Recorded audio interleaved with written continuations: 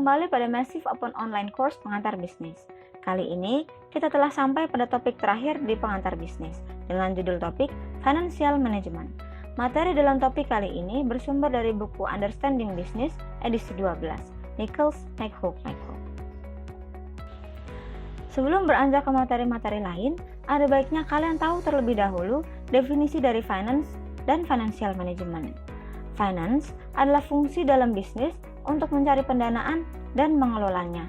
Sementara financial management merupakan aktivitas pengelolaan sumber pendanaan agar dapat mencapai misi dan tujuan dari perusahaan.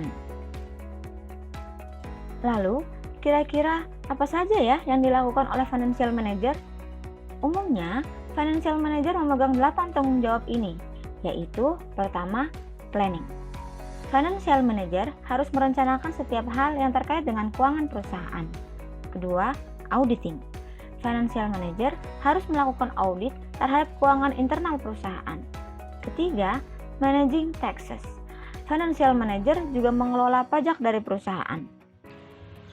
Keempat, advising top managers for financial matters.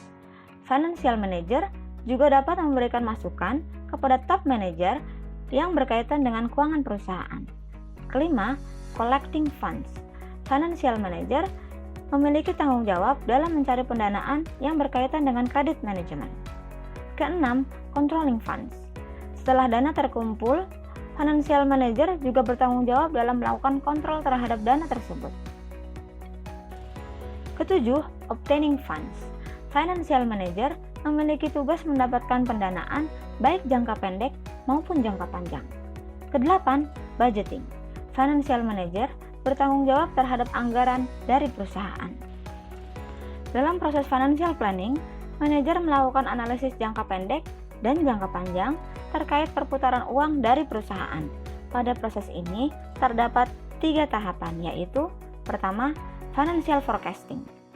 Manajer harus melakukan forecasting terkait kebutuhan finansial jangka pendek dan jangka panjang perusahaan berdasarkan data yang dimiliki. Kedua, budgeting. Biasanya, dalam financial planning, perusahaan akan melakukan budgeting terhadap 3 tipe budget, yaitu capital budget, cash budget, dan operating budget. Ketiga, financial control. Proses yang terakhir ini mewajibkan perusahaan untuk membandingkan actual revenue, cost, dan expense dengan budget yang dimiliki. Dalam bisnis, kebutuhan untuk pendanaan operasional perusahaan tidak akan pernah habis selagi perusahaan masih menjalankan bisnisnya.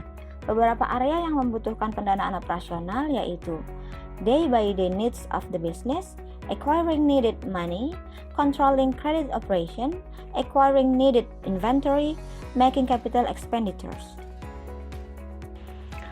Perusahaan mungkin saja membutuhkan pendanaan jangka pendek untuk membeli additional inventory atau bahkan untuk membayar hutang yang segera jatuh tempo.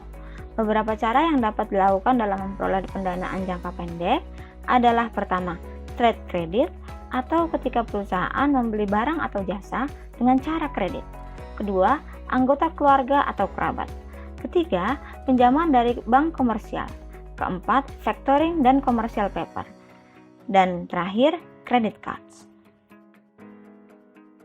Sementara, untuk pendanaan jangka panjang, perusahaan dapat memperoleh dana melalui debt financing dan equity financing. Debt financing dapat dilakukan dengan cara pertama, melakukan pinjaman kepada lembaga peminjam. Kedua, mengeluarkan obligasi. Equity financing dapat dilakukan dengan cara pertama, menjual saham.